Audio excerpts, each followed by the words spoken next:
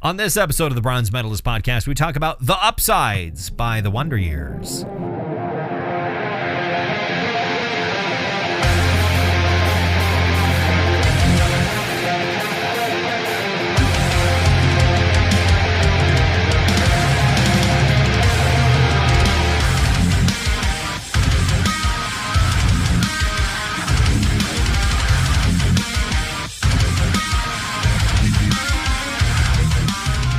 Hi, everyone. Welcome to another episode of the Bronze Metalist Podcast. I'm Kale. I'm OJ. We're two professional broadcasters. We like metal, and we like to talk about it. Mm-hmm. And sometimes we like to talk about things that are not metal. Mm-hmm. Most of the time, we talk about those things in March.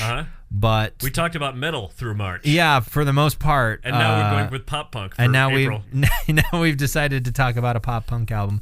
I didn't know what I wanted to listen to at all, and I was like, you know what? We hardly did any non-metal albums in March, and there is Anne Wonder Year albums that we have not talked about. So this is the one from 15 years ago. Yes, or close to it. It's 2011, I think it technically came out. It says 2010 on the. I'm confused because there's so many editions of this album. Right. There's a bunch of different editions. There's a bunch of different cover art. So it says January 26, 2010. Okay. So yeah, I guess it was 2010. On somewhere on the Wikipedia page, it says 2011 for some fucking reason. Maybe that was the deluxe edition release, and somebody didn't check their work. I don't know. I've kind of only ever listened to the deluxe edition because that's the version that's been on streaming services that I use since I became a Wonder Years fan. So I've never even I've very rarely seen the original album art. That's just like a guy standing there. Right. With a sign. For me, it's always Hank the Pigeon. Mm-hmm. Yeah. Just sort of sitting there. Yeah. Who was the mascot of the band for a while. He still pops up every once in a while. There'll still be a little pigeon, like artwork or whatever. Mm-hmm. But anyway, What were added to the. Excuse what me, were added? Yeah. The last. Did you listen to the deluxe edition? The 16 track. I believe that's the correct number. Everything past All My Friends Are in Bar Band. Okay, yeah. Is bonus content. Oh wow! So I think possibly my favorite song on this is bonus content. It's possible. Yeah. We'll talk more about the Wonder Years a little bit later on. First, how you doing? I'm doing fantastic, thank you very much. That's good. That's good. I don't know who those characters are. Just spontaneous. Yeah. My 8th grader, soon to be 9th grader. That's how that works. Yes. 9 comes after 8. He's at my home right now, eating me at a house and home, and playing my PlayStation. Awesome. Yeah, it's gonna be a great night. Cause his last minute, his mom said, "Hey, I want to go down to Bismarck, and our other child is gonna be playing a concert down there." Like state band, something like that. She's like, I want to go. So she, last minute, sends me a message. Hey, can Maximus come to your home and stay at your home? And you take him to school tomorrow? Yeah. Oh, yeah, of course. Sure. Yeah. We'll hang out. Anytime. Nice. Mm-hmm. Do you know what he's playing? Mortal Kombat 11 right now. Oh, boy. Yeah, and he's going through all the friendships. I forget how many different, finishers there are now, where there's brutality, animality, fatality, babality, and friendship. Yeah, it's just called friendship. It's not got an ality. No, it just says friendship. The one he did when I was leaving was Liu Kang, and when he's getting he takes off his hat and he puts it down. And he puts a little wooden train track and he plays a little choo-choo train around his hat, and then these mylar balloons. Pop up above him. It's just friendship. And I've never really understood what exactly is going on in Mortal Kombat beyond the obvious of two martial arts people and monsters and stuff fight each other and it's really gory. Yeah. Outside of that, no idea what the fuck is going on with all of the different worlds and universes and it's very rich. Deep, rich lore. The deep, rich lore of Mortal Kombat. And Max is happy because in Mortal Kombat 1, which is the new game, Right. They brought back Kenshi, who is the blind warrior. Right. I don't. Yeah, I'm not quite fine. I know the big famous ones, right? I know Scorpion. I know what's the ice one? Okay, Sub-Zero? I guess Sub-Zero. Thank you. I want something to do with Frozen or ice, and I was about to say Frozone. Honey, where is my super suit? I know. Actually, Kitana. Yeah, sure. And Melina. Yes. And Johnny Cage. Yes. He's the only character, by the way, in lore that hasn't died at some point. He's never died. Johnny Cage is the only one. The fucking martial arts movie star who's, broadly speaking, just a normal guy. Broadly speaking, yeah. I mean, he's very fit and a good martial artist, but he's just a human man. A human man's. And he's never died. Right, and his child is in the Mortal Kombat movie. I can't remember her name. I'm forgetting it right now, too. Yeah. I know her mom's name. Oh, God. What's her? I don't know either. I don't know. Sonya. Is it Sonya Blade? Yeah. Okay. By the way, speaking of Sonya, did you hear they're making a new Red Sonya movie? Are they really? Yeah. When was the last one they made? 80-something, I'm sure. 35 years ago. It was shortly after Conan the Barbarian, I think. Right. Yeah, they're making a new Red Sonja movie. I cannot remember who the actress that's playing her is. That would be cool if it was what's her name again? The same actress as before? Yeah. Oh, what is her really tall Swedish? Yeah, I saw it just the other day. Yeah. And therefore I've seen the name recently, but I could not tell you. I should know who that Bridget, was. Bridget Nielsen. Yes, Bridget Nielsen. No, it is not Bridget Nielsen. It's not Bridget Nielsen this time. Right. She might pop up in it. I don't know. Who knows? She's still around. Yeah. But yeah, I saw that where I was like, really? They're all right. Matilda, Anna, Ingrid Lutz. Yeah, I'll remember that. I'm sure. I didn't remember it the first time I read it. Right, so now you won't remember it now. Yeah. Well, I don't know why she didn't go with something a little more catchy, a little more ear-catching. Yeah, I don't know. Here's my 4-name, hard to say. Maybe she wanted to choose something else and was like, oh, that's already in use in SAG or something. I don't know. Right. Or maybe that's not her real name. Maybe her real name is like Anne Hathaway.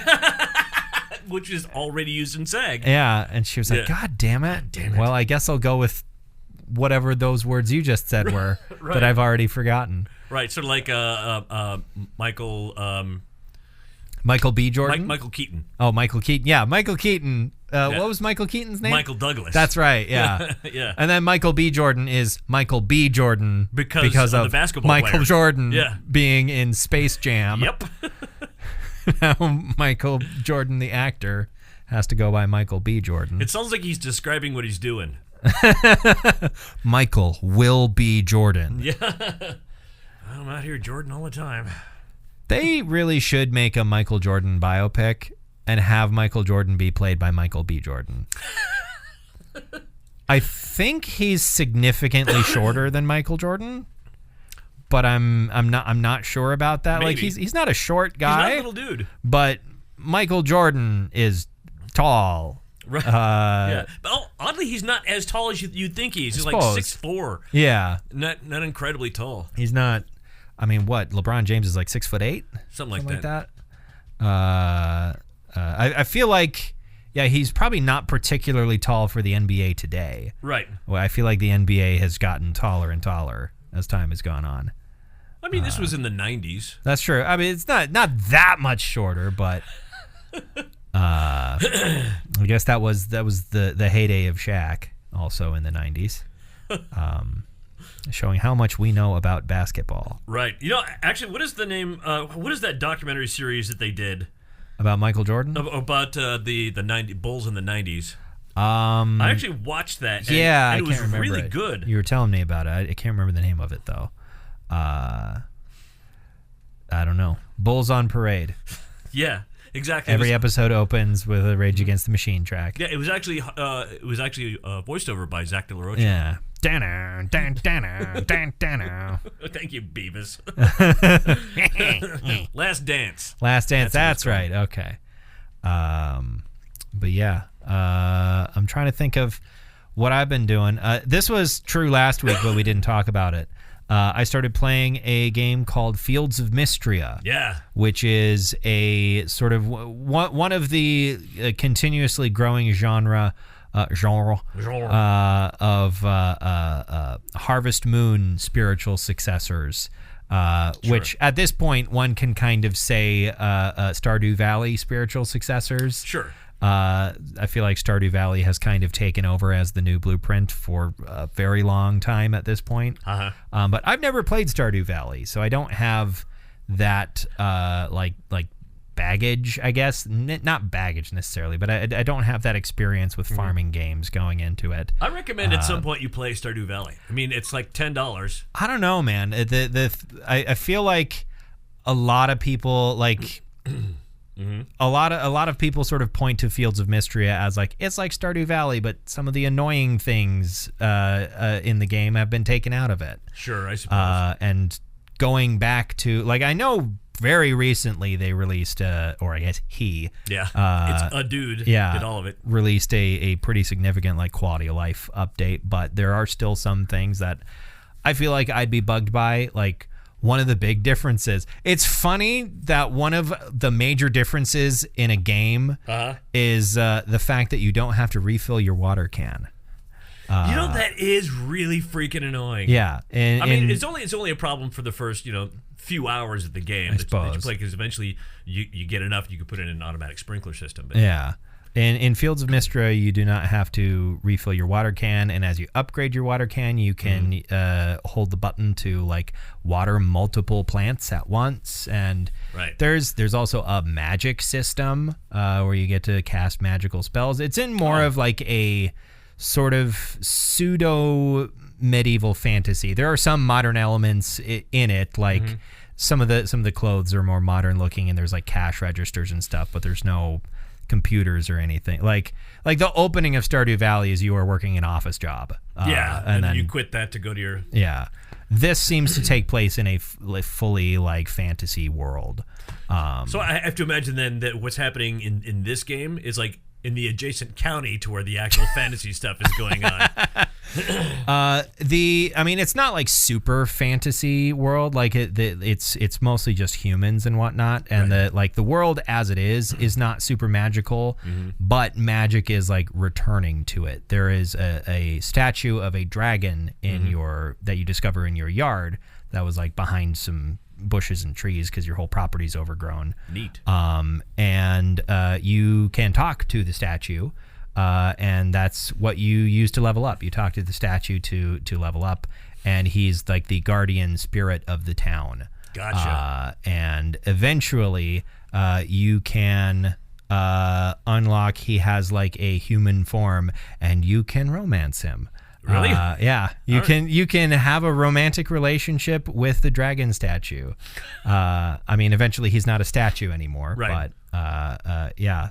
Because like when you talk to characters for the first time, they'll have a symbol on their dialogue bar that tells you whether or not they are a romance option.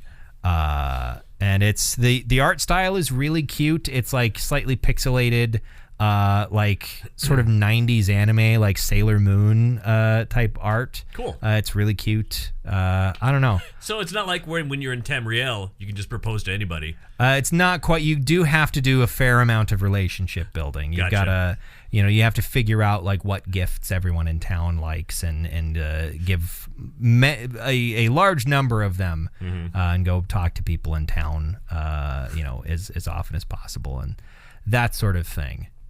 Some stuff that I'm sure if you've played like Stardew Valley sounds very familiar. It's not wildly different, but I don't know. It's a nice change of pace. It's relaxing, and I've been playing quite a lot of it, and it'll be it's sandwiched between like Doom Yeah. and Doom. Like I will the new Doom that's coming out next month. The Dark Ages. Like I'll probably stop playing Fields of Mystery for a while when Doom the Dark Ages comes out. Which I guess is kind of funny because like when Doom Eternal came out, it came out the same day as Animal Crossing. Yeah.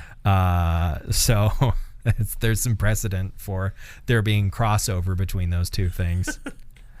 That was a fun event. All of the crossover fan art of Doom Eternal and Animal Crossing was very fun to see. Oh, and it was pointed out, by the way, when Maximus turned on the video game console, he said, "Hey, you have a message from the PlayStation Store. A game you want to play is on sale right now, Dad." What game was that? That would be Baldur's Gate 3. Ah, yes. Yeah. Yes. Yes. $14 off. Making it how expensive? $55. Okay, yeah.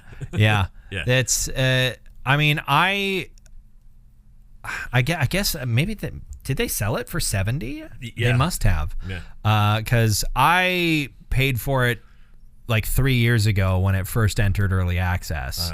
Actually 4 years ago, I think. I think it entered access in like it might have been 2020? Summer of 2020. It entered early access or something like that. Were we working then, or what? Were we working there?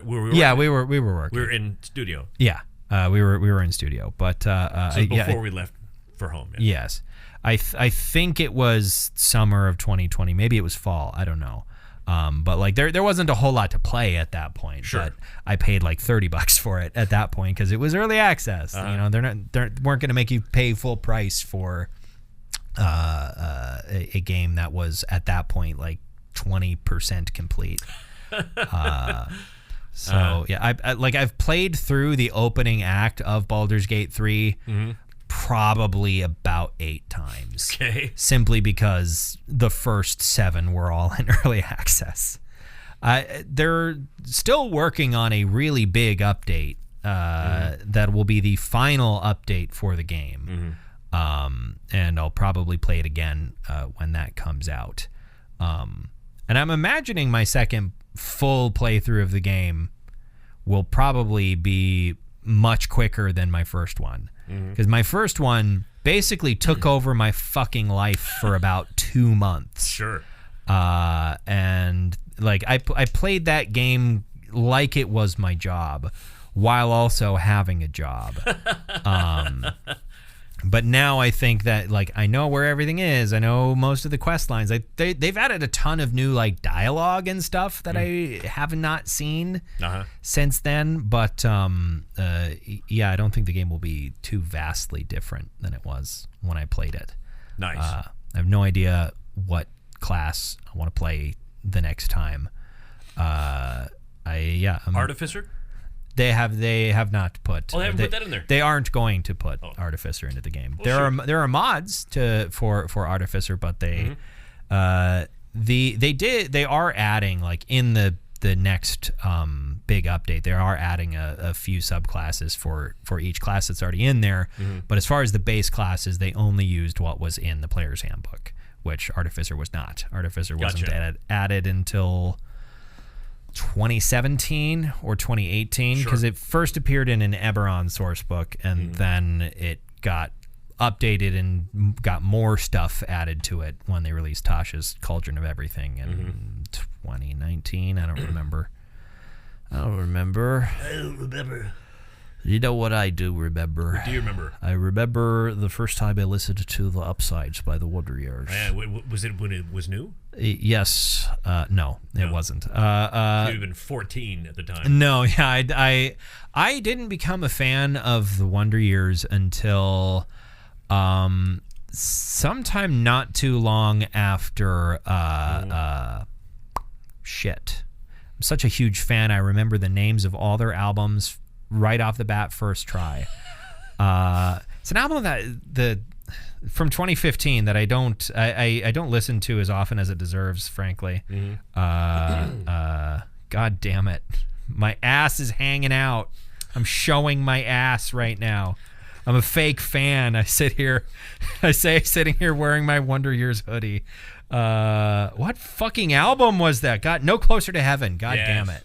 Oh, yeah. I started listening to them shortly after No Closer to Heaven came out in 2015 or so, while I was in college. Right. This album is about coming out of college and sort of learning how to like live on your own, and or at least trying. Kind of learning how to become like an independent adult. And I'm still learning how to do that. Yeah, myself. you never stop. I'm never going to get there. I don't think. I think anytime you see someone where you go, that person really has it figured out. Right. They're doing a really good job of pretending. Exactly. I'll never be good at adultery. I mean, I can't. Good. Okay. This album it's really interesting listening to this and comparing it to like The Hum Will Go On Forever. The Hum Will Go On Forever? The Hum Goes On The Forever. Hum Goes On Forever. I had to look at my sweatshirt. Yeah. Oh, my big fan over here. My ass is so cold. And furry, oddly. Hairy. Covered in moles. But yeah, it's really interesting listening to this and then listening to Hum, because the contrast and seeing how much they have grown up since this album came out. It's interesting because there's like on one hand there are a number of lyrics on a number of songs where it makes me cringe just a little bit, because I'm like, did you really just say that, Dan? And then almost always a little bit later in that same song, there will be a line that suggests a keen amount of self-awareness. Yeah. Of like, yeah, I just said that, and yes, I am aware that it's stupid. I'm so sorry. Like it's like a you know, I feel like you can almost hear them maturing over the course of the album. Like it feels almost linear in some ways. Like the first song is called My Last Semester, so it's, you know, from a perspective of still being in college. And I think, if I remember correctly, I should have read a little bit more about the production of this. I think they wrote a lot of these songs while they were on like their first like big cross country tour or something like that. He's their main lyricist, right? Yes, I think he's their only lyricist. Yeah. I don't think anyone else contributes lyrics. But yeah, I think they like started writing this album while they were like on their first tour. They released an EP while they were in college that I actually really like. But their first album they released while they were in college it's not on Spotify anymore, as far as I can tell. It was for a long time. I actually don't remember the name of that album. You don't remember the name of any of their albums? Apparently I don't. Yeah. I mean, it's a well-documented fact that anytime any of us attempt to remember the name of anything, it will immediately disappear from our brains. Right.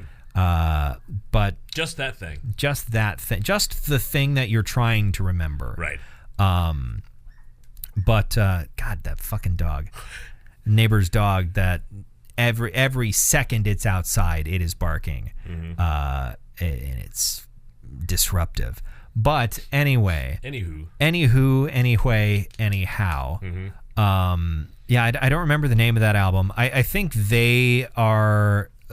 Anytime they talk about their discography, they kind of consider this to be their first album. Their first real album. Yeah, right. It's their first real album. It's the first one that fits with the rest of their discography. Yeah. And like their album that they released while they were in college was pretty like silly and like very much like a kind of funny pop punk album. And this definitely still has some elements of like some more lighthearted, some more humorous elements to it, some biting humor and witticism at times in some of the song titles as well. Some just kind of weird song titles like New Year's Eve with Carl Weathers. Yeah. What does Carl Weathers have to do with it? I don't remember them mentioning him or any movie he's been in the song. Get Stoked on It, by the way. Yeah, Get Stoked on It is the first album. But yeah, like it's Never Sunny in West Philadelphia or South Philadelphia. South Philadelphia. That was Everything I Own Fits in This Backpack. Yeah. Those sorts of things. Dynamite Shovel. Dynamite. I love Dynamite Shovel. Yeah. That's a very fun song. It's a minute long. It's a extremely it's very much like a hardcore punk song. Yeah. Like an old school kind of hardcore punk song. This album in general feels, especially compared to their newer material, it feels like a more old school pop punk record in a lot of ways. Whereas they have continuously leaned more and more like indie rock and like more sort of classic emo as they've gone along. Rather, I say classic emo as opposed to like early 2000s like radio pop emo. Sure. More in the vein of like American Football or something like that. Midwest emo, I guess, sometimes called. But the good stuff. The stuff that doesn't suck. Don't murder me, My Chemical Romance fans. He doesn't like them. I actually don't. I just don't care about My Chemical Romance. One way or the other? They don't bother me. I have no strong feelings about MCR That's worse. or Panic of the Disco. Yeah. I don't think about you at all. Yeah. Or whatever the Bender line. I by the way, I love using that psychology on my players at my night job. So, hey, what I say make you mad? No. Nothing you ever say will affect me emotionally in any way. I have no feelings about you. Yeah. You might as well not exist. Yeah. If you fell over dead, it would be inconvenience me having to step over your corpse. Yeah. They would cause a scene. Yeah.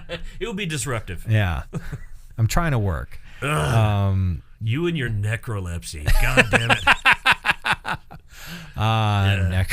Necrolepsy. Yeah. Oh, so embarrassing. You're there with your spouse. She falls over dead in the food court of the mall. You got to drag her out to the car. Not again. You're going to make me get out the unholy unguents again. Yeah. I knew we shouldn't have made that deal with that witch doctor. What a stupid idea that was. Damn it anyway.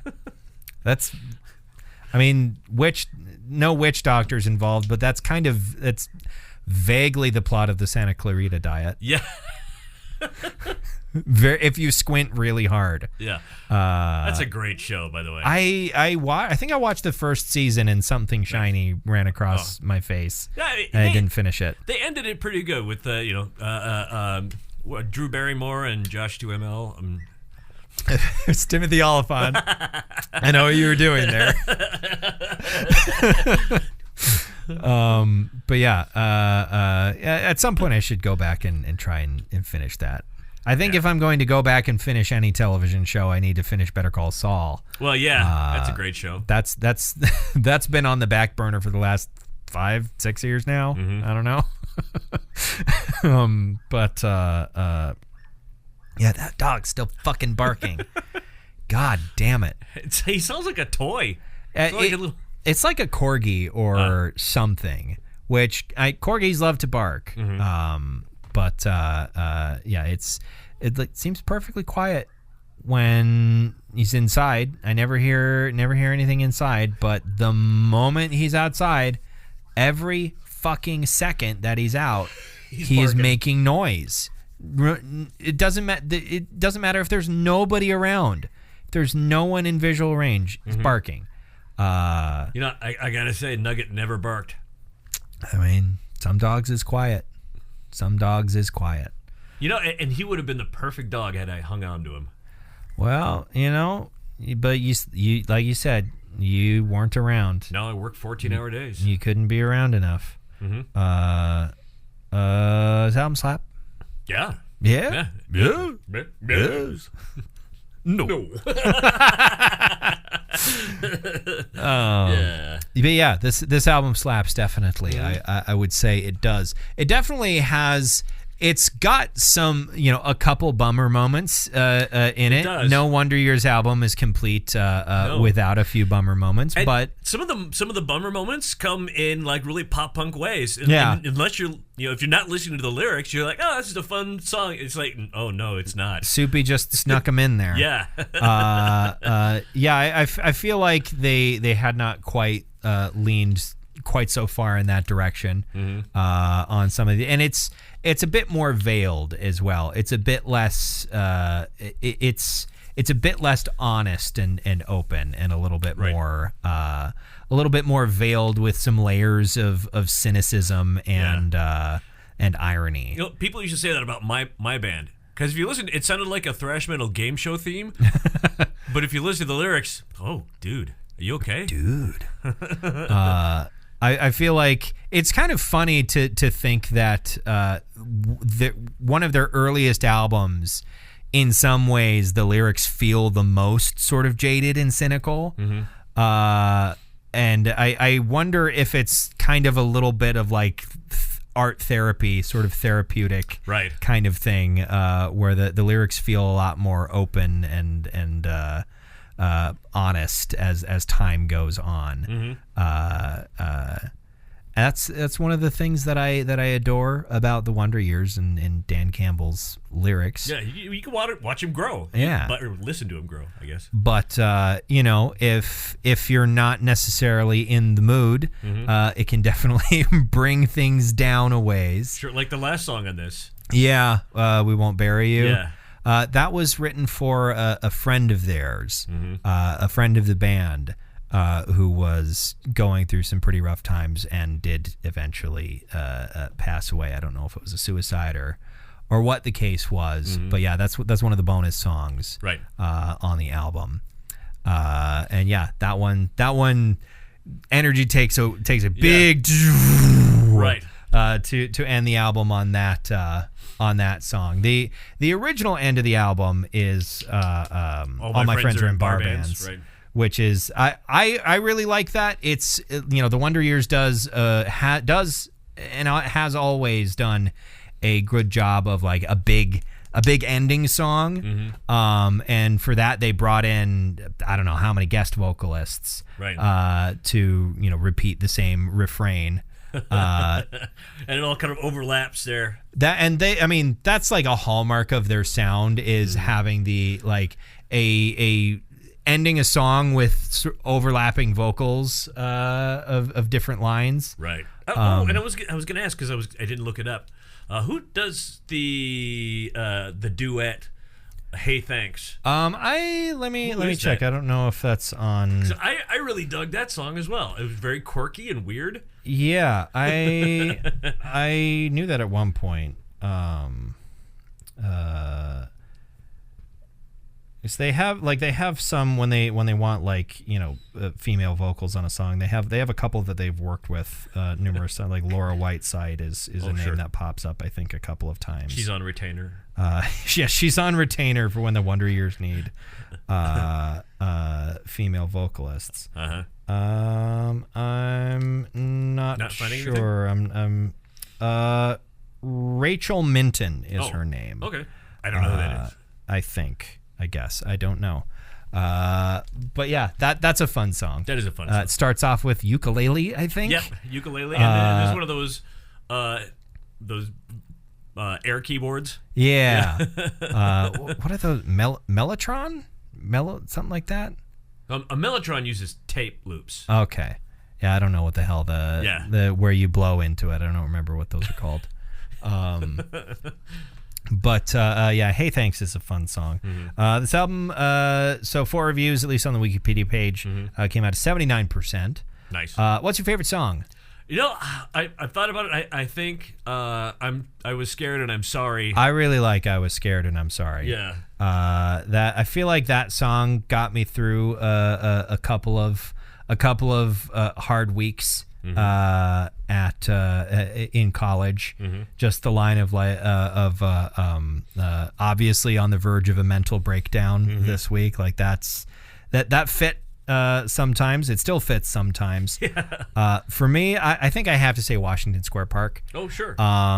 Particularly because at this point I cannot divorce it from the acoustic version. Sure. Which I adore the acoustic version. And the acoustic version has a very different vibe And it also, I think, features some of my favorite vocals that Dan has ever done, where it sounds like his vocal cords are about to explode at points. Like it's some of the hardest he's ever belted, I feel like. And I really like Washington Square Park. I like both versions of Washington Square Park. I also Dynamite Shovel is really, really fun. That is a fun song. I sing along to Dynamite Shovel pretty much every time. And I also really like New Year's Eve with Carl Weathers. There are a bunch of songs on here that at one point I knew by heart, and I was kind of shocked how many of them I could still sing along with. Has Soupy ever written a book? I don't think so. So I think the way he writes lyrics would really translate well to prose, I think. Yeah, I don't know if he's ever written a book or anything like that, or poetry or at least anything that's publicly available. But yeah, I think he would probably be pretty good at that. I don't know. I've always kind of assumed he was like an English major. It just fits. It just fits. With his lyricism, it just makes sense. But what medal do you bestow upon this album? I mean, I guess it does get a gold. Okay, a gold. I agree, it's a gold. It's definitely not my favorite Wonder Years album. I'm wearing that right now. The latest. I really do think, in a lot of ways, they just keep getting better and better. I think maybe there's an argument to be made that like The Greatest Generation is probably better than No Closer to Heaven. I think I definitely like Greatest Generation more than No Closer to Heaven. And Greatest Generation used to be my favorite Wonder Years record until Hum came out. I think broadly speaking, they just keep getting better as a band. Right. I hope that trend continues. They've got a acoustic compilation coming out next month, I think. Well, they've already released singles from it. Yep. And there's one original song on there that's not a cover. It's called Junebug.